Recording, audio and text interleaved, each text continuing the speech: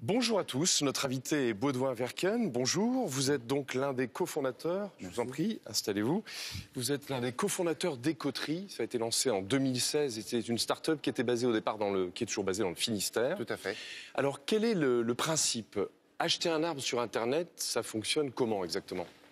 C'est un parcours client assez simple, c'est qu'en quelques clics, tout un chacun peut financer des arbres qui sont plantés dans les massifs forestiers en France, en devenir propriétaire. L'arbre est un actif environnemental puisqu'il permet de contribuer à la captation carbone, aux enjeux de biodiversité. Mais il a aussi un aspect économique puisqu'un jour, ce bois qui va grandir, il va servir à fournir la filière en bois d'œuvre, en bois d'ameublement. Ça veut dire qu'il y a un rendement, c'est pas uniquement un acte écologique. Vous avez essayé de marier l'acte écologique avec une rentabilité économique, en fait. Exactement, on a essayé de coupler un acte écologique avec une dimension économique, même si la dimension économique, voilà, elle vient en fin de parcours, elle vient récompenser la personne qui a financé ces arbres au moment où ces arbres vont être transformés pour une seconde vie. Alors ça veut dire que la personne s'engage pour toute la vie de cet arbre, ça c'est pas possible. Donc du coup, ça veut dire qu'on va jusqu'à la coupe ou bien cette personne peut revendre l'arbre si jamais elle veut reprendre ce qu'elle a investi? Alors aujourd'hui, c'est vraiment sur un cycle de vie propre à l'arbre. Donc c'est au moment où l'arbre sera transformé. Aujourd'hui, il faut voir que tout ce qui est la forêt, on s'inscrit dans des cycles longs.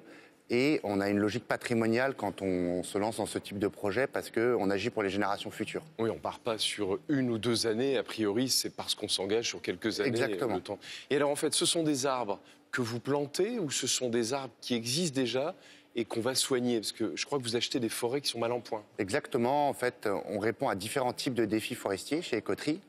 Donc quand il s'agit de boiser des terres anciennement agricoles, là on boise. Mais quand on récupère des forêts en carence de gestion ou qui ont souffert, là on intervient pour mettre en place de l'ingénierie forestière.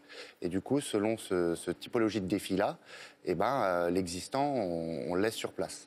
Alors, quel est le panier moyen? C'est-à-dire qu'une personne qui a eu envie d'investir par votre intermédiaire, elle achète combien? Elle achète un pin, elle achète 2 chênes, elle achète combien d'arbres? Alors c'est assez variable parce que les gens sont entre guillemets fidèles, c'est-à-dire qu'ils s'inscrivent vraiment dans une démarche dans le temps. Donc on va dire c'est autour de 10 arbres. Si on devait faire une logique moyenne d'achat côté particulier. Après, et ça veut dire une mise de combien? Parce qu'en fait, selon l'essence, ça n'est pas le même investissement. Exactement, je parle sur de l'arbre vraiment, sur de la plantation. On est à 15 €. Dès 15 €, on peut financer de la plantation et la gestion forestière qui va être appliquée derrière sur le massif. Donc voilà, vous voyez, on est 15 € l'arbre. C'est tout à fait accessible et on devient un outil aussi pédagogique pour le grand public, accessible à tous, où on sensibilise aussi sur les enjeux de la forêt française.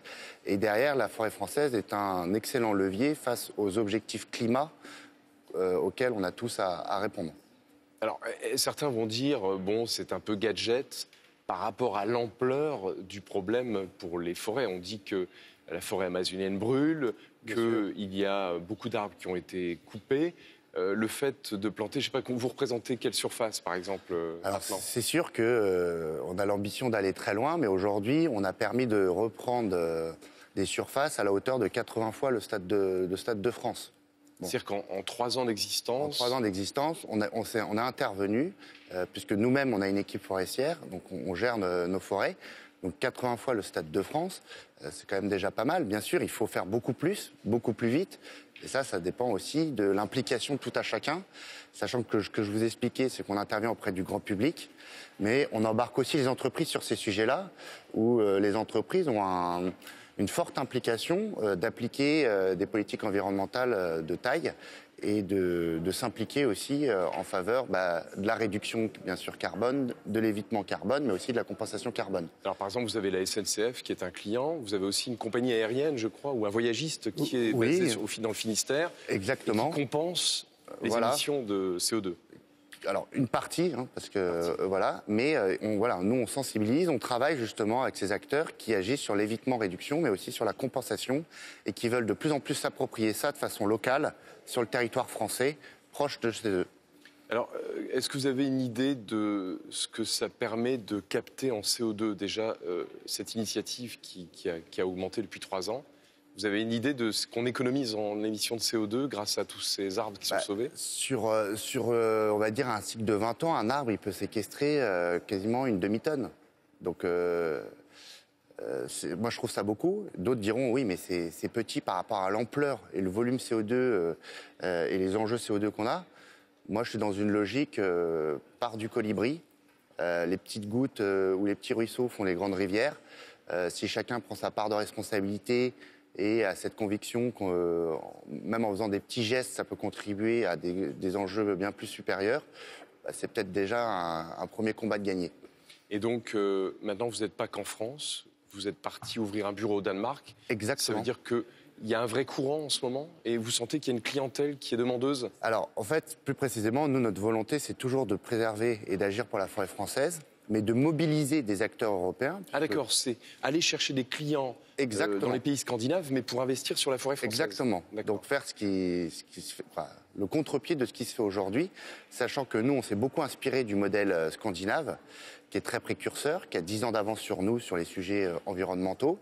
C'est un pays qui a compris beaucoup de choses, et du coup, on veut s'imprégner de cette culture-là et les embarquer sur ces sujets-là, puisque d'ailleurs, récemment, le Danemark a lancé un téléthon arbre, où ils ont réussi à faire une très belle collecte. Donc, ils sont précurseurs, ils sont engagés, ils ont des choses à nous apprendre, et on veut qu'ils viennent apporter du financement à la forêt française. Eh bien, merci beaucoup d'être venu parler de cette initiative qui marche bien depuis 3 ans, Baudouin-Verken. On se quitte avec votre choix musical, qui est Bon Entendeur avec Jean Reno. Pour quelle raison? Parce que Jean Reno, c'est une belle gueule du cinéma français, et qui est inspirante. Très bien. Merci d'être venu et belle journée à tous. Merci à vous.